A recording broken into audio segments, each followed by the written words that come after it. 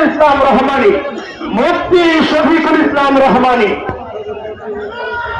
বিসমিল্লাহির রাহমানির রহিম।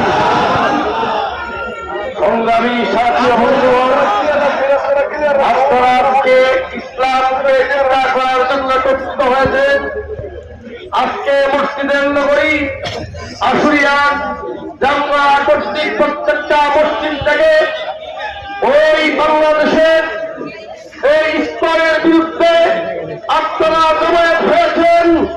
আপনারা জানেন 2013 সালে শাপলা চত্বরে চাইনামাদার বস্তি নেওয়ার কারণে আমাদের উপরে গুলি করা হয়েছিল। আজকে তারা বেড়েছে আহমদ শফি চলে গেছেন, আহমদ